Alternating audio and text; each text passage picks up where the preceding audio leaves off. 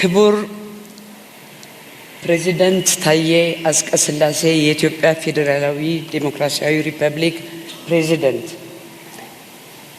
ክቡር አቶ ታገሰ ጫፎ የኢፌዴሪ የሕዝብ ተወካዮች ምክር ቤት አፈ ጉባኤ፣ ክቡር አቶ አገኘሁ ተሻገር የፌዴሬሽን ምክር ቤት አፈ ጉባኤ፣ ክቡር አቶ ቴዎድሮስ ምህረት የጠቅላይ ፍርድ ቤት ፕሬዝዳንት፣ ክቡር አቶ ተመስገን ጥሩነህ የኢፌዴሪ ምክትል ጠቅላይ ሚኒስትር፣ ክቡር አቶ አዳም ፋራህ በምክትል ጠቅላይ ሚኒስትር ማዕረግ የብልጽግና ፓርቲ ምክትል ፕሬዝዳንት፣ ክቡር ዶክተር ሙላቱ ተሾመ የቀድሞ የኢፌዴሪ ፕሬዝዳንት፣ Your Excellency Uhuru Kenyatta, former President of Kenya, Your Excellency Olusegun Obasanjo, former President of Nigeria, Dr. ወርቅነህ ገበየሁ የኢጋድ ዋና ጸሐፊ፣ ክቡር የተከበራችሁ የክልል ርዕሳነ መስተዳድሮች፣ የተከበራችሁ የአዲስ አበባና የድሬዳዋ ከተማ አስተዳደር ከንቲባዎች፣ የተከበራችሁ ሚኒስትሮች፣ የተከበራችሁ የኢትዮጵያ ሀገራዊ ምክክር ኮሚሽን ኮሚሽነሮች፣ የተከበራችሁ አምባሳደሮችና ዲፕሎማቶች፣ የተከበራችሁ የኢትዮጵያ ሀገራዊ ምክክር ጉባኤ ተመካካሪዎች፣ ክቡራትና ክቡራን፣ በመጀመሪያ ይህንን ታሪካዊ ሀገራዊ እሴት ያለው ጉባኤ በስኬት አጠናቀን ለዚህ ታላቅ የምስራች ቀን በመብቃታችን ለመላው የኢትዮጵያ ሕዝብና በሂደቱ ውስጥ ንቁ ተሳትፎ ላደረጋችሁ በሙሉ እንኳን ደስ አላችሁ ለማለት እወዳለሁ። ዛሬ የምናጠናቅቀው ይህ ታላቅ ጉባኤ በሀገራችን የፖለቲካና የማህበራዊ ታሪክ ውስጥ አዲስ ምዕራፍ የከፈተ ነው። በሀገራችን የነበሩትንና ያሉትን ጥልቅ አለመግባባቶች፣ ታሪካዊ ስብራቶችና የሀሳብ ልዩነቶች በጠመንጃና በኃይል ሳይሆን በሰለጠነ መንገድ በምክክር ለመፍታት የሚያስችል አዲስ የታሪክ ምዕራፍ ከፍተናል። ይህ ሂደት የኢትዮጵያ ልጆች በመሰረታዊና ሀገራዊ ጉዳዮች ዙሪያ ለዘመናት ያጋጠሟቸውን ያለመግባባትና የሀሳብ ልዩነት ፈተናዎች በኃይል ወይንም በመገፋፋት ሳይሆን በምክክር፣ በመደማመጥ እና በጋራ ጥበብ ለመፍታት እንደሚችሉ በተግባር ያረጋገጡበት አዲስ የፖለቲካ ባህል ነው። በሀገራዊ ምክክር ጉባኤ አሳታፊና አካታች በሆነ መልኩ እንዲካሄድ ተደርጓል። ማንኛውም የህብረተሰብ ክፍል ሳይገለል የሁሉም ድምፅ እንዲሰማና እንዲከበር በትኩረት ተሰርቷል። በዚህ ታሪካዊ ጉባኤ ላይ ከአራቱም የሀገራችን ማዕዘናትና ከመሃል የተውጣጡ 4000 የሚሆኑ ተመካካሪዎች ተሳታፊ ሆነዋል። እነዚህ ተሳታፊዎች ከህብረተሰብ ክፍሎች፣ ከፖለቲካ ፓርቲዎች፣ ከተለያዩ ተቋማትና ማህበራት፣ ከመንግስት አካላት፣ ከታዋቂ ሰዎች፣ ከቀድሞ ታጣቂዎች እንዲሁም ከዲያስፖራው ማህበረሰብ የተወከሉ በመሆናቸው ጉባኤው የመላው ኢትዮጵያ እውነተኛ መድረክ እንዲሆን አድርጎታል።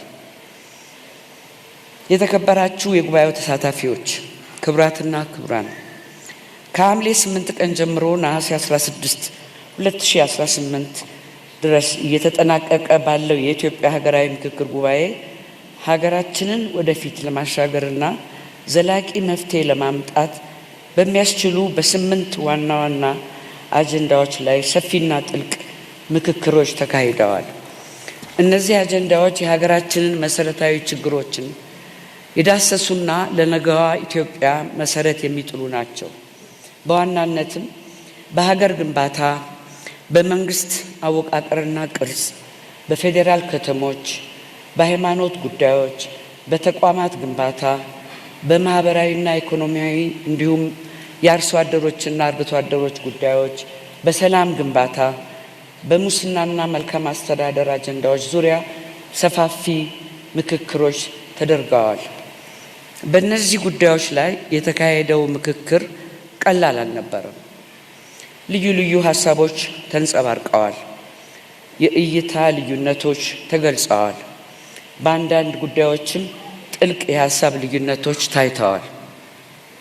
ይሁን እንጂ የዚህ ጉባኤ ትልቁ ስኬት ሁላችንም በአንድ ሀሳብ መስማማታችን ብቻ ሳይሆን በሀሳብ ልዩነት ውስጥም ቢሆን እርስ በርስ መደማመጥ፣ መከባበር እና ለሀገራችን የተሻለ መፍትሄ በጋራ መፈለግ መቻላችን ነው። እነዚህን አጀንዳዎች መነሻ በማድረግ ኢትዮጵያን አሁን ካለችበት ፈተና አውጥተው ወደ ተሻለና አዲስ ምዕራፍ የሚያሻግሩ እጅግ የላቁና ጠቃሚ ምክር ሀሳቦች መፍለቅ ችለዋል። ለዚህ ታላቅ ስኬት የበቁት ተመካካሪዎች ላሳዩት ከፍተኛ ቁርጠኝነትና የሀገር ፍቅር ምስጋናችን ወሰን የለውም። ሙሉ አቅማችሁን፣ ጊዜያችሁን፣ እውቀታችሁን ለምክክሩ ሰጥታችሁ በኃላፊነት ተመካክራችኋል። ሀሳባችሁን በነፃነት ገልጻችኋል። የሌሎችንም ሀሳብ በትዕግስት አዳምጣችኋል።